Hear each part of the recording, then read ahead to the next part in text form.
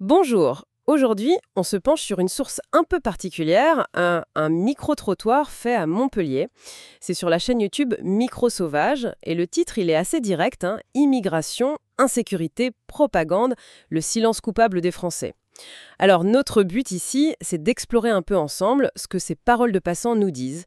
Qu'est-ce qui ressort sur des sujets comme l'insécurité, l'immigration, comment les médias couvrent tout ça, et puis cette histoire de silence des gens. Exactement. Ce qui est intéressant avec ce format, le micro-trottoir, c'est que ça capte des opinions brutes, souvent très spontanées, parfois chargées d'émotions. On entend des inquiétudes, de la frustration, même de la colère, hein. Mais ce qui est aussi révélateur, ce sont les contradictions, le rapport parfois compliqué à l'info, et puis la difficulté palpable à discuter de ces sujets calmement. C'est vraiment une mosaïque, quoi, brute et parfois un peu déstabilisante. Bon, alors allons-y. Un thème qui revient tout le temps, c'est clair, c'est ce sentiment d'insécurité. Plusieurs personnes en parlent avec force. Il y a cette dame, par exemple, plus âgée, qui compare aujourd'hui avec les années 60-80. Hmm. Une époque où elle dit qu'elle vivait pas avec la peur au ventre. Et maintenant, elle lâche « J'ai jamais eu autant peur de ma vie que maintenant ». Le contraste est fort. Oui, et une fois que ce sentiment est là, les gens cherchent des explications. Et c'est là que ça part dans tous les sens. Certains font un lien très très direct, parfois même accusateur, avec des groupes précis. On entend des trucs comme les incidents, c'est eux, les prisons, c'est eux. Ah oui. Ou parle d'une grande partie, d'une surreprésentation d'une communauté. Et même le mot arabe, l'intervieweur l'utilise et une personne interrogée le reprend aussi. Et ce lien, il est parfois basé sur des expériences vécues, très dures. Je pense à l'ancienne soignante, là. Ah oui, le témoignage de la soignante. Son récit de l'hôpital à Parly-Barbès, Lariboisière, 18e, 19e, 20e, elle cite, c'est assez glaçant, hein. Ouais. Elle parle de rixes, bagarres, armes à feu, tous les jours, dit-elle, et elle ajoute toujours les mêmes. C'est ce qu'elle dit, oui. Elle raconte même des agressions sur le personnel, ignorées pendant longtemps, et une menace de démembrement. Ce sont des mots très très crus, ça ancre l'insécurité dans quelque chose de très concret, de violent. Absolument. Mais attention, il faut bien voir que cette lecture des causes, elle est loin d'être partagée par tout le monde dans la vidéo. Non, c'est vrai. Il y a d'autres voix qui contestent très fort ce lien direct avec l'immigration ou des communautés.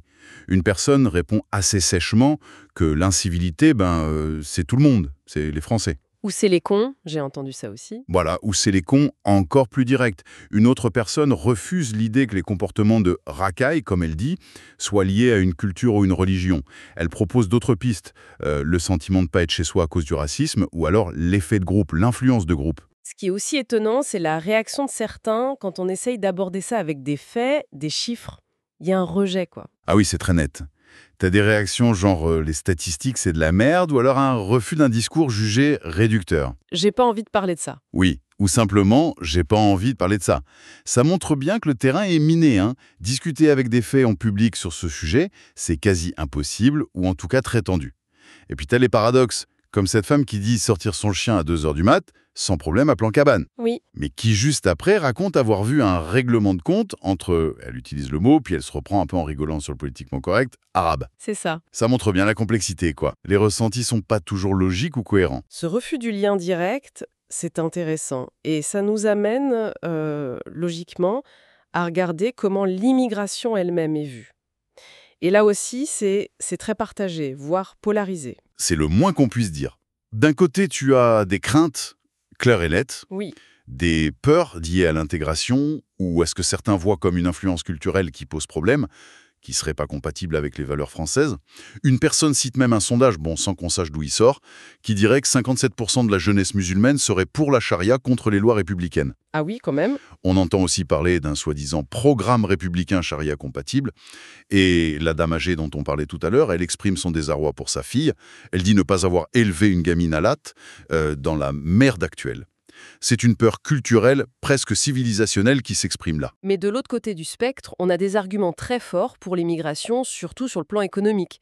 L'idée que les immigrés font les boulots dont personne ne veut, ça revient souvent. Oui, c'est l'argument classique, mais toujours là. Ils feraient des taffes de merde que des Français n'accepteraient pas de faire. Hmm. Il y a une personne qui travaille visiblement avec beaucoup d'étrangers, sud-américains, portugais, marocains, algériens, et elle les cite et elle les appelle les forces motrices, indispensables pour faire tourner certains secteurs.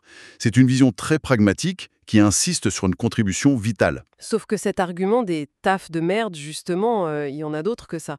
Ça hérisse un peu? Ça passe pas du tout. Ah non, pas du tout. L'idée que les Français refuseraient certains boulots, c'est vu comme faux et même comme une insulte. Ça m'énerve, dit quelqu'un. Oui, j'ai noté ça, hein. Il ajoute, ça veut dire que nous les Français, on sait pas bosser. Et pour contrer ça, une autre personne dit que les Français ils vont faire exactement ces mêmes boulots difficiles à l'étranger, comme en Suisse. D'accord. Donc il y a un rejet de cette image du Français feignant et un peu de ressentiment face à cette idée reçue. On entend même dire, mais bon, sans preuve dans la vidéo, qu'il y aurait des places réservées dans les concours administratifs. Et puis, il y a des points de vue encore différents qui sortent un peu de ce débat pour-contre. Je pense à la personne qui bosse en CADA. Oui, la personne du CADA, un centre d'accueil pour demandeurs d'asile, donc qui travaille avec les migrants au quotidien. Elle se dit affligée par les politiques qui ferment l'accès à la France, qu'elle voit comme une terre d'asile. D'accord. Elle le dit très clairement. Rien contre l'immigration, bien au contraire.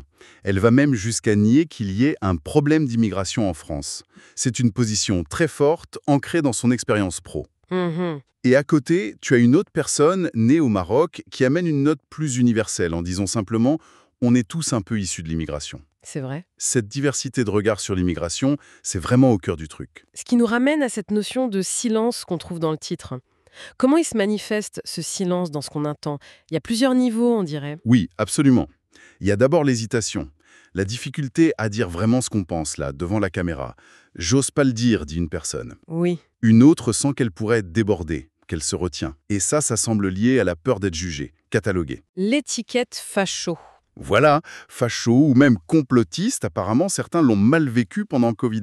Ce sont des mots qui font peur et qui empêchent de parler librement. D'ailleurs, l'intervieweur lui-même le remarque. Oui, il le dit. Il dit que le discours change complètement une fois qu'il coupe la caméra. Quand je pars, c'est plus du tout la même histoire. Ça suggère qu'il y a un sacré décalage entre ce qu'on dit en privé et en public. Et au-delà de l'hésitation à parler, il y a carrément une démarche active pour éviter l'info. Certains le revendiquent presque. Oui, c'est une stratégie assumée. On entend des phrases très directes. Je me coupe totalement des informations. Je ne veux absolument pas connaître ce qui se passe. La politique de l'autruche assumée.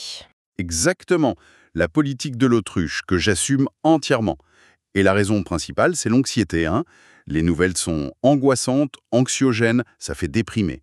Il y a même une personne qui dit aller beaucoup mieux depuis qu'elle n'écoute plus les infos. C'est un choix radical pour se protéger mentalement. Et cet évitement de l'info, ça va avec une sorte de repli sur soi, sur sa vie perso. La priorité, c'est son bien-être, même si ça veut dire ignorer les problèmes autour. C'est ce qui semble ressortir, oui. Une femme parle de déni, mais ajoute qu'elle préfère vivre dans son monde de bisounours. Ah oui! Une autre, elle sent bien l'insécurité, mais elle avoue ne pas avoir l'énergie de comprendre pourquoi. Elle dit devoir déjà s'occuper de soi. Je vois. Et ce recentrage sur soi, ça peut aller loin, jusqu'à remettre en cause l'envie d'avoir des enfants dans ce monde jugé trop dur. L'engagement politique, quand il existe, on parle de vote, souvent à gauche ou écolo, il est teinté d'impuissance, face au poids du capitalisme par exemple. C'est intéressant, ça n'a pas l'énergie de comprendre.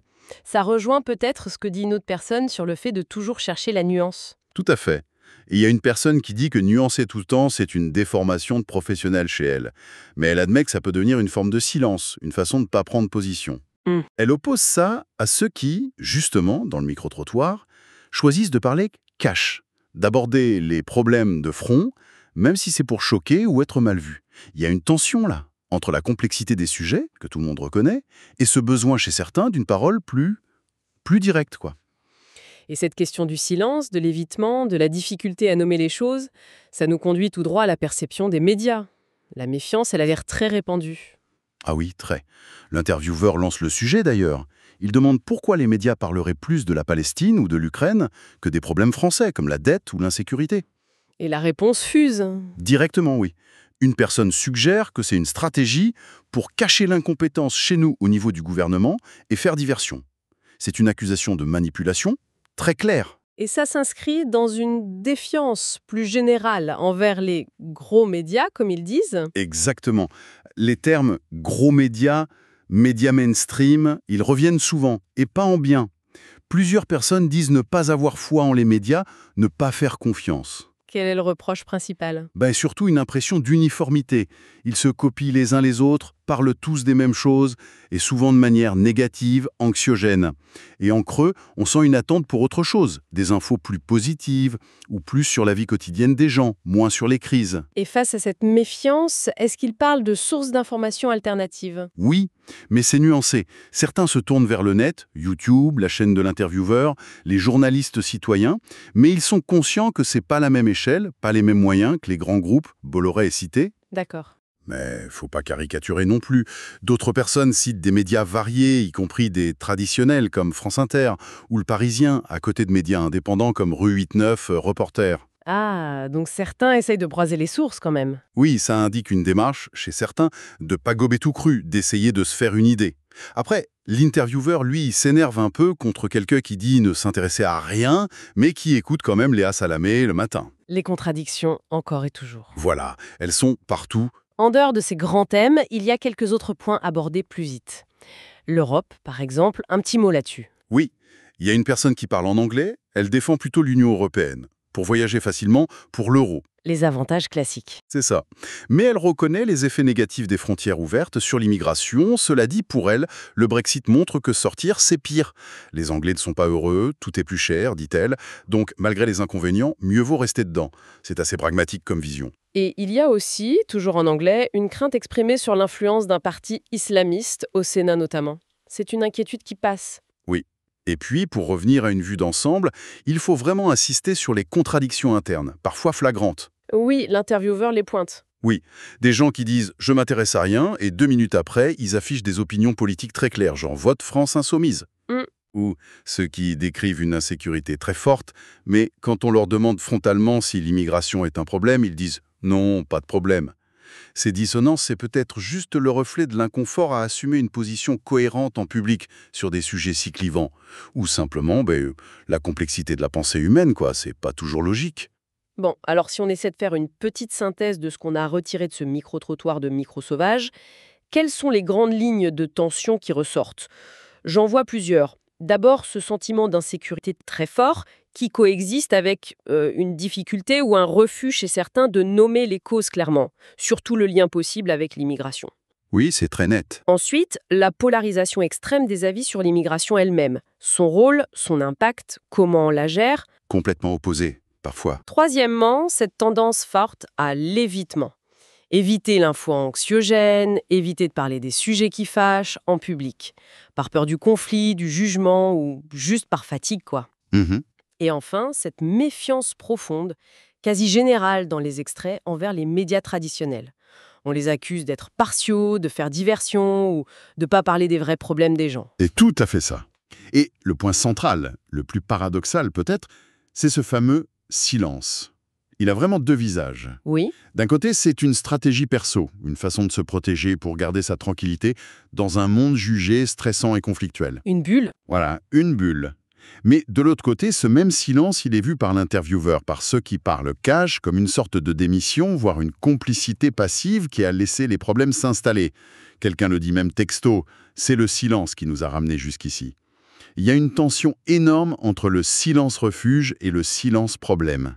Ce qui nous laisse avec une dernière question, peut-être pour réfléchir un peu après.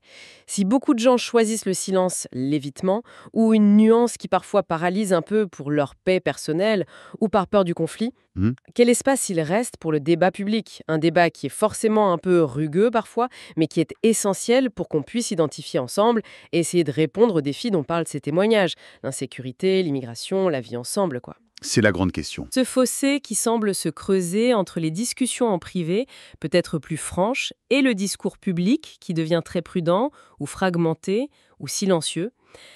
Quelles conséquences ça peut avoir, à terme, sur notre capacité comme société à nous comprendre et à agir ensemble? C'est une interrogation assez vertigineuse, en fait, que nous laisse cette plongée dans la parole brute des gens à Montpellier.